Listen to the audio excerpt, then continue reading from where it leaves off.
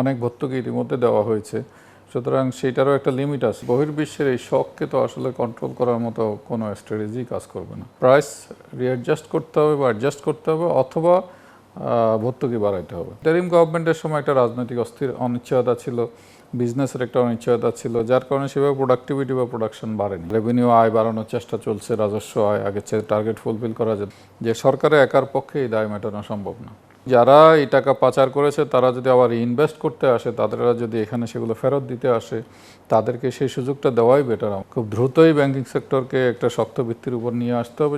দর্শক, আমন্ত্রণ জানাচ্ছি সবাইকে একাত্তর টেলিভিশনের সাপ্তাহিক আয়োজন বিজনেস উইকেন্ডে। ইকবাল হাসান আছি আপনাদের সাথে। আপনারা দেখছেন যে বাংলাদেশের অর্থনৈতিক বাস্তবতা দীর্ঘদিন ধরেই চ্যালেঞ্জের মধ্যে আছে। মাসখানেকের বেশি সময় ধরে চলা মধ্যপ্রাচ্যের যে যুদ্ধ বা সংকট, সেই অনিশ্চয়তাকে আরও বেশি বাড়িয়ে দিয়েছে। এরই মধ্যে ওয়ার্ল্ড ব্যাংক, IMF এবং ADB তাদের গ্রোথ প্রজেকশনে বাংলাদেশের যে অবস্থান সেটা তুলে ধরেছে। ইনফ্লেশন নিয়েও তারা একটা অনিশ্চয়তা বা একটা আশঙ্কার কথা জানিয়েছে। এমন বাস্তবতায় নতুন বাজেটের প্রস্তুতি সরকারের সামনে। সেই বাজেটটা আসলে কিভাবে কীরকম হওয়া উচিত, যেহেতু একটা অর্থনৈতিক প্রেশার রয়েছে, সেটাও মোকাবেলা করার জন্য কী কী পদক্ষেপ থাকা দরকার, এই আলোচনাগুলো করব ডক্টর মঞ্জুর হোসেন, সদস্য, সাধারণ অর্থনীতি বিভাগ, পরিকল্পনা কমিশন, আমাদের আজকের অতিথি। আপনাকে স্বাগত জানাচ্ছি, অনেক ধন্যবাদ জানাচ্ছি আমাদেরকে সময় দেওয়ার জন্য। আমরা আন্তর্জাতিক 3 সংস্থার যে গ্রোথ প্রজেকশন 3.9, 3.9 এবং 4, এইটা বাংলাদেশের যে অর্থনৈতিক বাস্তবতা, আপনি এটাকে কিভাবে ব্যাখ্যা করেন বা বিশ্লেষণ করেন? বর্তমান সময় তো আমরা জানেন যে আপনি বললেন যে আমরা একটা গ্লোবাল ক্রাইসিসের অংশ হিসেবে আমরাও ক্রাইসিস ফেস করছি, এবং এনার্জি ক্রাইসিসের কারণে অনেক ধরনের সমস্যাও হচ্ছে। কিছুটা প্রোডাকশনও হ্যাম্পার হবে, এতে কোনো সন্দেহ নেই। কিন্তু সরকার চেষ্টা করছে যাতে করে এই সমস্যাটা প্রোডাকশান, ইন্ডাস্ট্রিয়াল প্রোডাকশান, গ্রোথ, এগুলোকে সেভাবে যেন হ্যাম্পার না করে। যার কারণে সরকার ভর্তুকি দিচ্ছে, কিন্তু এখনও দাম সেভাবে অ্যাডজাস্ট করা হয়নি। তো IMF, ওয়ার্ল্ড ব্যাংকের যে গ্রোথ প্রজেকশনটা আমরা সরকারিভাবে এটা 5% আগে ধরা হয়েছিল। তো ক্রাইসিস যেহেতু আসছে, হয়তো বা তার চেয়ে আর একটু কম হবে।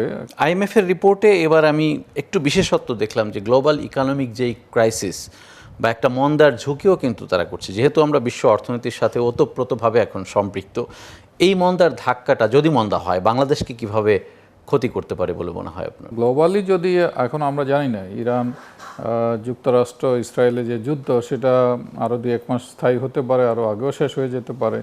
তো তার উপর অনেক কিছুই নির্ভর করছে। সুতরাং এখনই আসলে আগাম বলাটা একটু মুশকিল।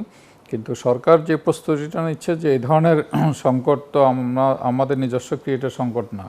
তো বহির্বিশ্বের সংকটকে মোকাবিলা করে যাতে দেশের অর্থনীতিকে এগিয়ে নিয়ে যাওয়া যায়, সেরকম পদক্ষেপগুলাই সরকার নিয়ে যাচ্ছে। না, আমাদের দু একটা সুনির্দিষ্ট ঝুঁকি যদি আমরা চিন্তা করি, যেহেতু যুদ্ধটা মধ্যপ্রাচ্যে, আমাদের রেমিটেন্স আয়ের বড় একটা অংশ বা মেজরিটি সেখান থেকে আমাদের আসে। আমরা দেখছিলাম যে 1-1.5 মাসে সেখানে কর্মী যাওয়ার পরিমাণ কমে গেছে। রেমিটেন্স এখনও ভালো, কিন্তু 2 মাস পরে কেমন হবে আমরা এখনও জানি না। দ্বিতীয়ত, তেলের আমদানি ব্যয় আমাদের প্রায় দ্বিগুণে চলে গেছে, যেহেতু একটা প্রেশার আমাদের আছে।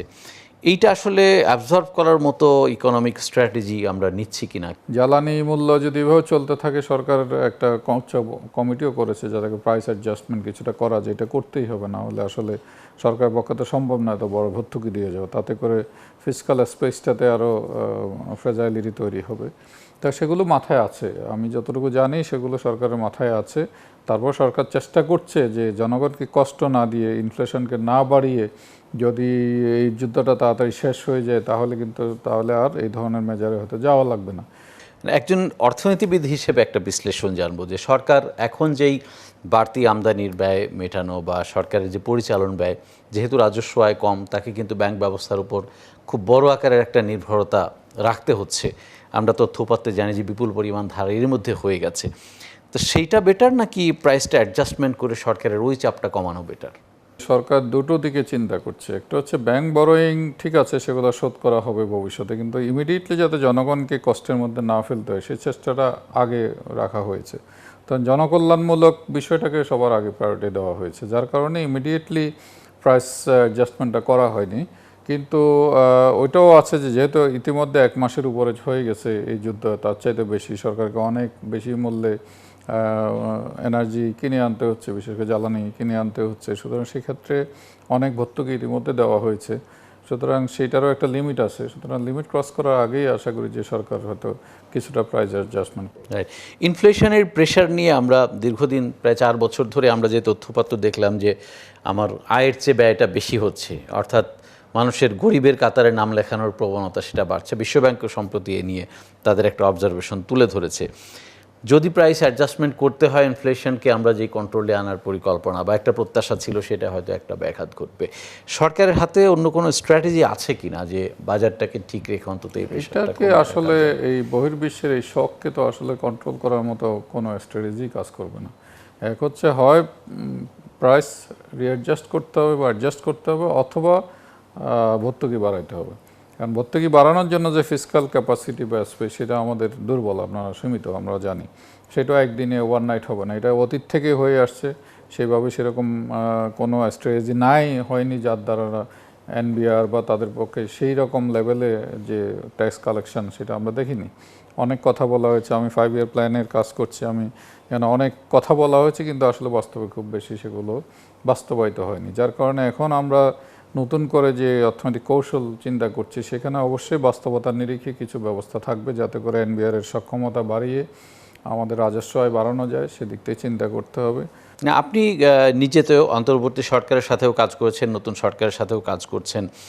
ইনফ্লেশনের প্রেশার কমানোর কথা কিন্তু নতুন সরকার, অন্তর্বর্তী সরকার যখন আসে তখন থেকেই তারা খুব প্রায়োরিটাইজ করেই বলে আসছিল, কিন্তু তাদের 1.5 বছরও আমরা কিন্তু খুব একটা পজিটিভ রেজাল্ট দেখিনি। সেখানে কি কৌশলগত কোনো ভুল ছিল সরকারের? সেখানে সবচেয়ে বেশি জোর দেওয়া হচ্ছিল মানিটারি টাইটেনিং, যেটাকে আমরা বলি, অর্থাৎ মুদ্রাস্ফীতি যাতে কমিয়ে রাখো, বাজারে সরবরাহ কমিয়ে এটাকে কন্ট্রোল করা। বাজারে এটাকে আমরা ডিমান্ড ম্যানেজমেন্ট বলি, এগ্রিগেট ডিমান্ড কমিয়ে যাতে করা যায়। আমার কাছে, আমি সবসময় বলছিলাম যে এটা রাইট স্ট্র্যাটেজি না। এটার সাথে শুধুমাত্র বাংলাদেশে মুদ্রাস্ফীতি কমিয়ে বা মানিটারি পলিসি টাইটেনিং দিয়ে ইনফ্লেশন কমানো যাবে না। সাপ্লাই সাইডের একটা বিশাল ভূমিকা আছে, বাজারের ভূমিকা আছে, অ্যাট দ্য সেম টাইম প্রোডাক্টিভিটির ইস্যু আছে। তো সেই জায়গাগুলোতে খুব বেশি কাজ হয়নি, কারণ ইন্টারিম গভর্নমেন্টের সময় একটা রাজনৈতিক অনিশ্চয়তা ছিল, বিজনেসের একটা অনিশ্চয়তা ছিল, যার কারণে সেভাবে প্রোডাক্টিভিটি বা প্রোডাকশন বাড়েনি। এবং সাপ্লাই চেইন ম্যানেজমেন্টও যে তারা খুব বেশি ভালো কাজ করতে পেরেছে তা না। তাদের বাংলাদেশ ব্যাংকের তরফ থেকে শুধু একটাই টুল ইউজ করা হয়েছে, যাতে মানিটারি টাইটেনিং। আমি মনে করি সেই অবস্থাটা পরিবর্তন হয়েছে বাই দিস টাইম, যেহেতু একটা রাজনৈতিক সরকার এসেছে, তারা 5 বছরের বিপুল ম্যান্ডেট নিয়ে এসেছে, জনগণের একটা বিজনেসেরও একটা কনফিডেন্স আছে। সুতরাং যদি বিজনেস এবং ইনভেস্টমেন্ট বাড়ে, প্রোডাক্টিভিটি বাড়ে, এবং অ্যাট দ্য সেম টাইম বাজারের উপরে, যেহেতু একটা বৃহৎ পলিটিক্যাল পার্টি ক্ষমতায়, তাদের একটা বাজারের উপরেও নিয়ন্ত্রণ থাকার কথা। আমি আশা করি যে একটা accommodative monetary policy, at the same time supply chain management এবং বিজনেস কনফিডেন্স বাড়ানো, এই কাজগুলো ইতিমধ্যে শুরু হয়ে গেছে। এবং তাতে করে ইনফ্লেশনের প্রেশারটা, আমি এনার্জি প্রাইস অ্যাডজাস্টমেন্টের জন্য কিছুটা হবে, কিন্তু খুব বেশি হবে বলে আমি মনে করি না। কিছুদিন আগে আমরা 9% 10%ও দেখেছি, আমার ধারণা এর মধ্যেই থাকবে।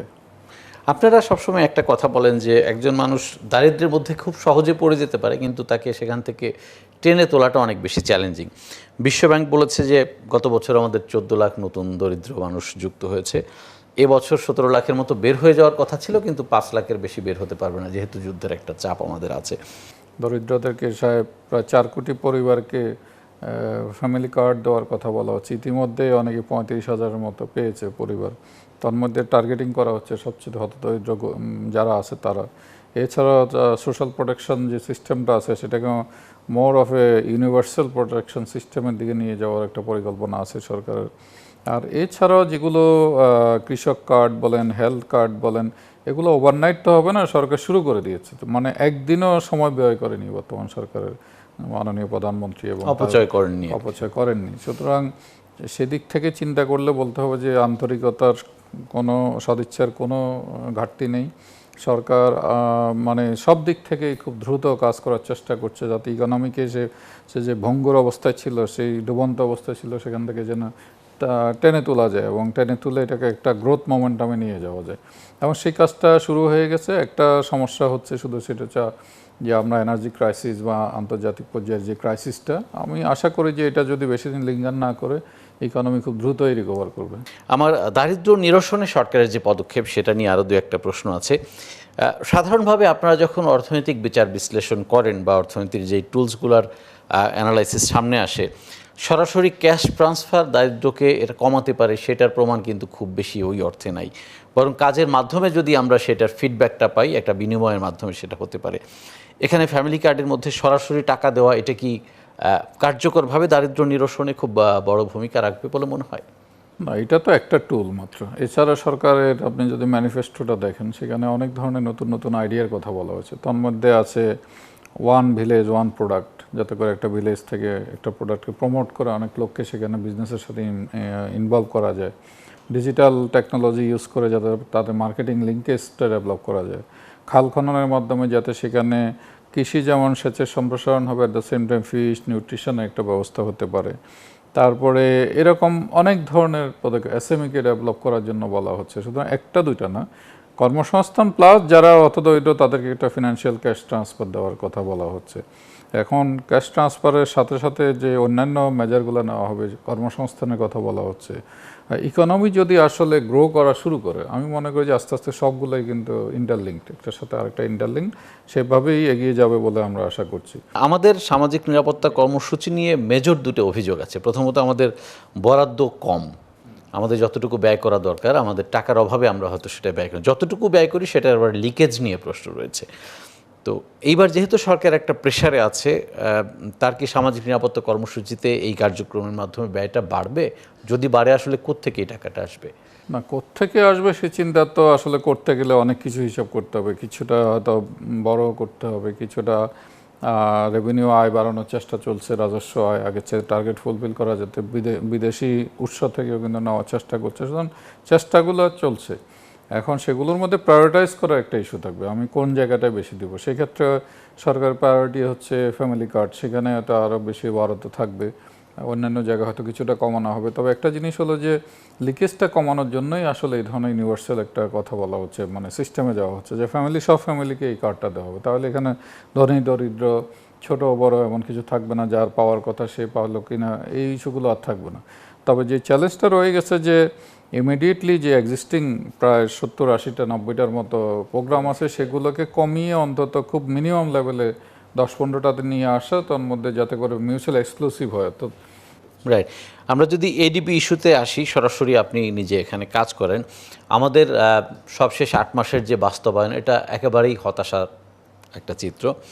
সম্প্রতি জিডি থেকে যেই আউটলুকটা প্রকাশ করা হয়েছে, সেখানে বলা হচ্ছে যে জ্বালানির ঘাটতির কারণে আমাদের বাস্তবায়নটা আরও ধীরগতি হতে পারে বা আরও কমতে পারে। আসলে এত দুরবস্থা নিয়ে আমরা এগুলো, আমাদের প্রবৃদ্ধিটা কোত্থেকে আসবে, কিভাবে আসবে? 1 বছর 2 বছর তো একটা ট্রানজিশনের মধ্য দিয়ে যাচ্ছে। সেখানে বিভিন্ন রকম মেজার নেওয়ার চেষ্টা করা হয়েছে যাতে করে এডিপির বাস্তবায়নটা আরও দ্রুত গতি করা যায়।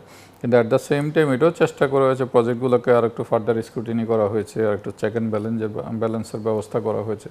ফলে কিছুটা বাস্তবায়নে একটু ধীরগতি তৈরি হয়েছে। কিন্তু গত ইন্টারিম গভর্নমেন্ট এবং বর্তমান সরকার মিলে তার প্রত্যেকেরই একটা কথা হলো, ইন্টারিমের সময় অপচয়টা কমানোর চেষ্টা করা হয়েছে, আর বর্তমান সময়ে এসে এই সরকার রাজনৈতিক ম্যান্ডেট নিয়ে এসে শুধু অপচয় না, at the same time efficiency এবং সরকারের ম্যান্ডেটের সাথে কোনগুলো যায়, জনগণের উপকারে কোনগুলো আসে, শুধু প্রকল্প নেওয়ার জন্য যাতে প্রকল্প না নেওয়া হয় সেই জিনিসটা এনশিওর করার চেষ্টা করা হচ্ছে। সে সিস্টেমটাকে ডেভেলপ করা, এফিসিয়েন্ট করাটা আমার কাছে খুব দ্রুত করা হয়তো সম্ভব হবে না, কিন্তু এই কাজটা চলছে, চলমান আছে এবং সদিচ্ছার কোনো অভাব নেই। এবং সরকারের তরফ থেকে হাইলি সিগন্যাল আছে যে এগুলোকে যাতে আমরা প্রজেক্টের সংখ্যা কমাবো, but at the same time প্রজেক্টগুলো যাতে জনগণের সত্যিকার অর্থে উপকৃত হয়, তার রিটার্ন যেন আসে সরাসরিভাবে, যেটাকে রিটার্ন অন ইনভেস্টমেন্ট বলা হচ্ছে, এবং সেটাকে যাতে খুব ইফেক্টিভলি অ্যালোকেটেড হয় রিসোর্সগুলো, সেই চিন্তাটাই করা হচ্ছে। আমাদের যেই এডিপি ব্যয়টা রাখা হয়েছে এবং আমাদের যে ধারের প্রজেকশনটা মোটামুটি ম্যাচ করে, অর্থাৎ আমরা ধরে নিই যে এডিপিটা বাস্তবায়ন করা হবে পুরোটাই ধারের টাকা দিয়ে। আমাদের রেভিনিউ আর্নিংয়ের অবস্থা যেহেতু খারাপ, তো আমরা কি এই বাজেটে কোনো পরিবর্তন দেখতে পাবো এই ডাইনামিজমের?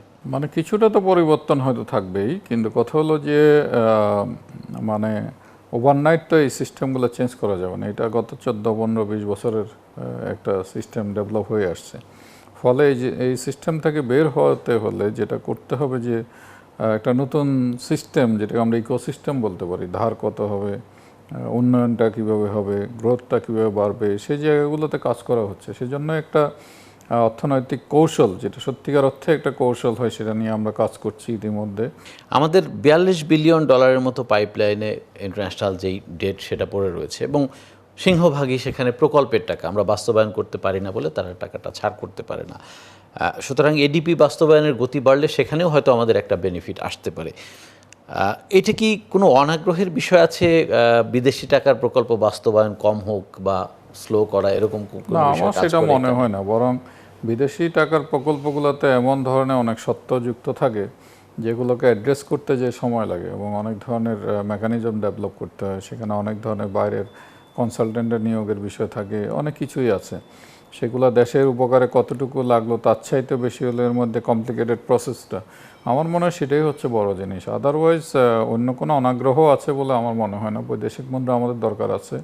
আমি মনে করি বৈদেশিক সাহায্যপুষ্ট প্রকল্প যত বেশি নেওয়া যায়, সেটা যদি প্রপার টার্মস অ্যান্ড কন্ডিশনের মধ্য দিয়ে নেওয়া যায় তাহলে সেটা ভালো। বরং দেশে তাহলে ব্যাংকিং সেক্টর বা অন্যান্য যে সোর্স আছে সেগুলোর উপর চাপ কম পড়বে, প্রাইভেট সেক্টর আরও বেশি করে বড় করার সুযোগ পাবে এবং ইনভেস্টমেন্টে মনোযোগ দিতে পারবে।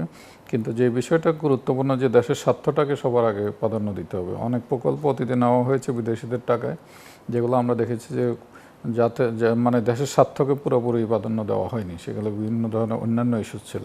তার সেই জায়গাটাকেও মনোযোগ দেওয়ার চেষ্টা করা হচ্ছে। সরকারি বিনিয়োগ যদি ভালো হয়, ভালো মানের হয় এবং বাস্তবায়ন যদি ভালো হয়, বেসরকারি বিনিয়োগ উৎসাহিত হয়। আমাদের বেসরকারি বিনিয়োগ দীর্ঘদিন ধরেই মোটামুটি তলানিতে আছে এবং সেটার পেছনে সরকারি বিনিয়োগের একটা দায় রয়েছে, যেহেতু এডিপি বাস্তবায়ন আমাদের দুর্বল। নতুন বাজেটে কি আমরা এই ধরনের কোনো ইন্ডিকেশন পাবো যেটা বেসরকারি বিনিয়োগ এবং সরকারি বিনিয়োগ দুই ত্বরান্বিত হবে? সরকারি বিনিয়োগ 6-7% অফ জিডিপিও যদি করা যায়, সেটাও আমি মনে করি বেসরকারি বিনিয়োগের জন্য খুব অনেকটা মোটিভেটিং ফ্যাক্টর হবে। কিন্তু বেসরকারি বিনিয়োগের জন্য যেই ঘাটতিটা ছিল সেটা হচ্ছে, একটা হচ্ছে কনফিডেন্সের অভাব ছিল, ব্যাংকিং সেক্টরের সমস্যা একটা বড় জিনিস ছিল। যারা পতিত সরকারের অনেকেই বিজনেসের সাথে জড়িত ছিল তারা চলে যাচ্ছে, সেগুলোকে কিভাবে আবার রিভাইভ করা যায় সে চিন্তা হচ্ছে। অনেক ফ্যাক্টরি বন্ধ হয়ে গেছে, সেগুলোকে আবার রিভাইভালের জন্য সরকার হয়তো স্পেশাল কোনো ক্রেডিট প্রোগ্রাম বা কোনো একটা প্রোগ্রাম নিবে আশা করি। তো এগুলো ম্যানিফেস্টোর মধ্যেই আছে। সুতরাং এইসব চিন্তা করে আমার মনে হয় যে এডিপি বাস্তবায়নটা যতটুকুই হোক, প্রাইভেট সেক্টরের যে অন্যান্য ইনহেরেন্ট সমস্যাগুলো আছে সেগুলোর প্রতি মনোযোগ দেওয়া হচ্ছে। ব্যাংক খাতের বর্তমান যে বাস্তবতা, স্বাভাবিকভাবেই উদ্যোক্তারা আস্থা পাবেন না ঋণ নেওয়ার ক্ষেত্রে বা নতুন বিনিয়োগে তাদের সাথে সম্পৃক্ত হওয়ার ক্ষেত্রে। এবং নতুন সরকারেরও আমরা দেখছি যে রেজলিউশন অ্যাক্ট পাস হয়েছে, সেখানেও কিছু প্রশ্নবিদ্ধ ইস্যু আলোচনায় আসছে। আপনি কি মনে করেন যে ব্যাংক খাতের যেই সংকট, সেইটার উত্তরণে সরকারের সঠিক পথে আছে বা আস্থা ফিরবে আবার? কিন্তু আমি যেটা বুঝি যে সরকারের একার পক্ষে এই দায় মেটানো সম্ভব না। ব্যাংকিং ক্ষেত্রে যেই দায়টা তৈরি করে দিয়ে গেছে, তা বরং যারা এই টাকা পাচার করেছে তারা যদি আবার ইনভেস্ট করতে আসে, তাদেররা যদি এখানে সেগুলো ফেরত দিতে আসে, তাদেরকে সেই সুযোগটা দেওয়াই বেটার আমার মনে করি। এবং সেই সুযোগটা দিয়ে গভর্নেন্স সিচুয়েশনটা, যে স্ট্রিক্ট মেকানিজম থাকার দরকার শৃঙ্খলা ফিরিয়ে আনার জন্য, সেগুলো যদি আমরা সঠিকভাবে রাখতে পারি, সেটাই হচ্ছে বেস্ট অপশন।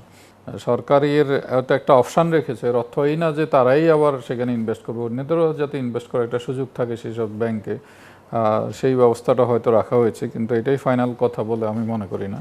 এখানে হয়তো আর অনেক আলোচনার সুযোগ থাকবে, অনেক ডিসকাশনে পাওয়ার থাকবে, যারা এগুলো হ্যান্ডেল করবেন তারা দেখবেন। কিন্তু যে বিষয়টা খুব গুরুত্বপূর্ণ সেটা হলো যে ব্যাংকিং সেক্টরের শৃঙ্খলা অবশ্যই ফিরিয়ে আনতে হবে। খুব দ্রুতই ব্যাংকিং সেক্টরকে একটা শক্ত ভিত্তির উপর নিয়ে আসতে হবে যাতে জনগণ এবং বিজনেস কনফিডেন্স পায়। আদারওয়াইজ কিন্তু আমরা যত কথা ভালো ভালো বলছি, ইনভেস্টমেন্ট বাড়াবো, অর্থনীতিকে গ্রোথকে এগিয়ে নিয়ে যাব, সেগুলো কিন্তু অনেকটাই বাধাগ্রস্ত হবে। আমরাও চাই সেই প্রস্তুতি অব্যাহত থাকুক। অনেক ধন্যবাদ। আজকের আলোচনা এখানে শেষ করতে চাই। দর্শকের সাথে শেষ করছি আজকের মতো ৭১-এর সাপ্তাহিক আয়োজন বিজনেস উইকেন্ড। ভালো থাকবেন সবাই।